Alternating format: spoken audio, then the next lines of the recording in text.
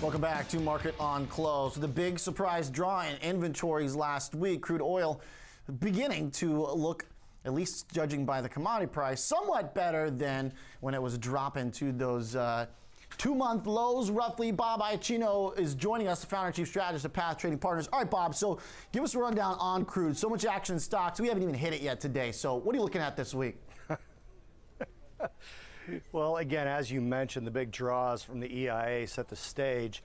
And then that big 9 drop in the rig counts was welcomed by bulls, obviously. We've now got crude oil, WTI at least, up 7 of the last 8 sessions and starting to form some decent technical price action patterns on the charts.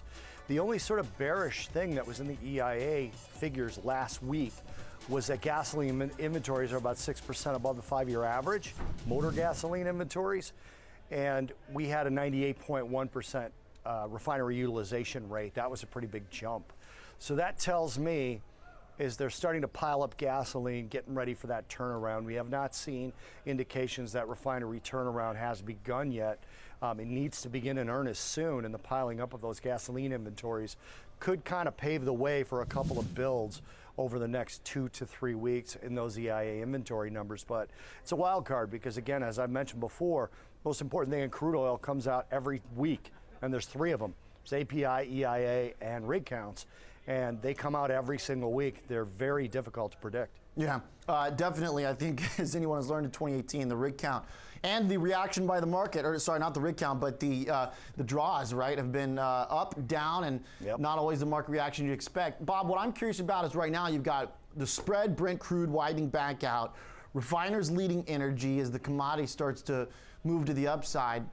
But the amount of a headline, which is, by the way, pretty much exactly the setup we had in the crude's last big push to the upside, right? We had Brent crude spread widening out, refiners leading, but yet the sort of constant, headline of geopolitics and supply disruptions don't seem quite as loud. Am I wrong in assessing that? No, I think the headlines are being dominated by trade, but that doesn't mean that the factors are not still in place to have that happen, and you're seeing that. When you see Brent leading like this, it's obviously geopolitically demand disruption driven.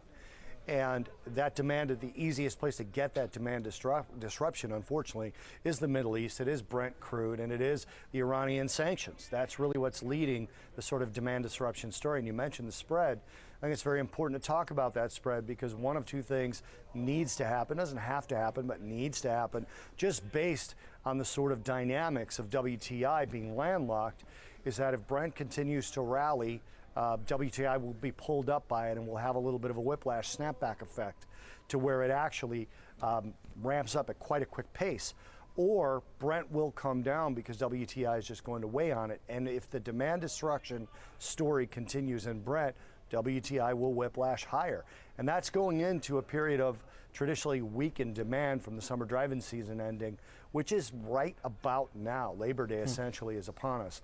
And that's about when that driving season sort of officially ends. So, Bob, what are you going to be sort of, looking at to determine, if and when that whiplash occurs in either direction, really, because it was such an incredible move all the way up to basically 12, that Brent crude spread came crashing down over the course after building for like 4 months, crashed in the course of about a week and a half. What did we learn from that? Anything that will apply here?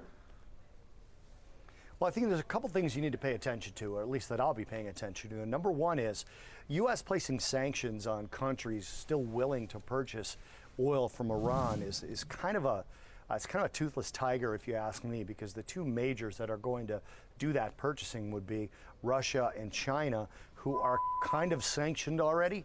So it would be kind of a non-story. You might see something out of India, but I don't see a big impetus to place sanctions on India by the U.S. There's not enough to sanction there, in my opinion. And then lastly will be that sort of fall off a cliff of the refinery utilization, meaning the gasoline's already built up. There is a significant drop-off of demand for gasoline inventories. And considering we're above the 5-year average, and considering the summer driving season is about to fall off a cliff demand-wise as well, I think you could see WTI actually pull Brent lower. The surprise would be is if all of a sudden Russia says, okay, we're not going to purchase from Iran, and China says we're not going to, which I think is a 0% chance. Yeah. Then you see Iranian supply coming off the market. Otherwise, a big majority of that Iranian supply will remain in the market, and that won't be demand destruction at all. Hey, Bob, one more point here, because you mentioned the rig count. I'm liking this conversation. Shifting gears, when you look at the actual versus last time around, we saw Baker Hughes, right, as you mentioned there, the U.S. portion at least was a 13-rig drop. Did you find that interesting, given how Wall Street in particular processed some of these earnings from the big E&P companies? The reaction seemed to be that Exxon, Chevron, and just about all the major drillers didn't put out enough. They didn't like the amount of production they had. I think it's interesting to see these numbers drop. We don't know who it's coming from or anything like that, but I thought that was a bit curious. Yeah, I totally agree. I mean, I think the issue with the rig counts is that the pipeline situation, specifically in the Permian, but in shale, just sort of all around, that's why the refineries are going to do better, right? The refiners, rather, is the rig count situation will drop because they're not going to invest in new rigs if they can't get it out of the basins. So the pipeline issue, the transport issue has to be settled. Then you could see rig counts build again. Yeah. All right, Bob, awesome stuff as always. Thank you, Bob. Mr. Iaccino, great to see you. Founder and Chief Strategist at Path Trading Partners.